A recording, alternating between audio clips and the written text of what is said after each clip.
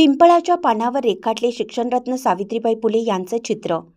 कसबा बावडा येथील योगेश मोरे यांची किमिया.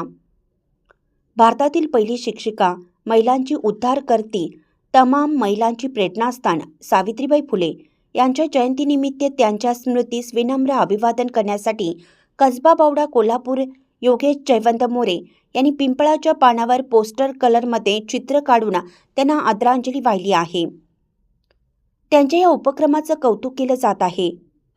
यासाठी त्यांना 3 तास इतका वेळ लागलेला आहे.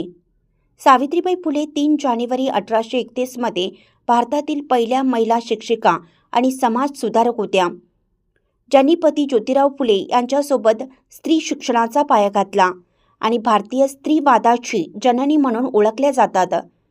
त्यांनी 1848 मध्ये पुण्यातील भिडेवाडा येथे पहिली मुलींची शाळा सुरू केली आणि शिक्षणातून समाजातील अंधश्रद्धा व विषमतेवर मात करण्यासाठी आयुष्यभर संघर्ष केला. त्यांना क्रांतिज्योती म्हणूनही संबोधलं जातं. बालविवाह, सतीप्रथा आणि विधवा पुनर्विवाहासारख्या सामाजिक वाईट प्रथांविरुद्ध त्यांनी लढा दिला.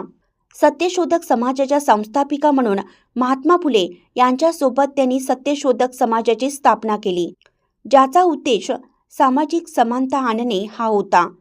प्लेगच्या रुग्णांची सेवा करताना त्या स्वतः प्लेगच्या बळी ठरल्या आणि 10 मार्च 1897 रोजी त्यांचं निधन झालं. त्यांच्या कार्याचा सन्मान म्हणून 3 जानेवारी हा दिवस बालिका दिन म्हणून साजरा केला जातो. कोल्हापूरहून मुख्य संपादक प्रशांत कांबळे.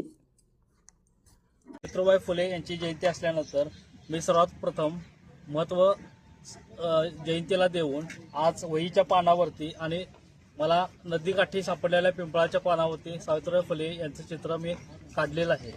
सावित्रीबाई फुले यांनी समाजामध्ये सामाजिक परिवर्तन घडवलं. त्यांनी अज्ञानाच्या अंधारात ज्ञानाचा प्रकाश निर्माण केला आणि मुलींना शिक्षण देणे हे त्यांचे प्राथमिक ध्येय होते.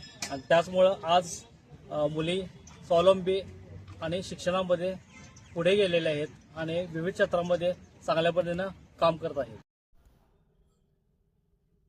जनसंदेश 24 न्यूजला सबस्क्राईब करा, लाईक करा, शेअर करा आणि बेल आयकॉनला क्लिक करायला विसरू नका.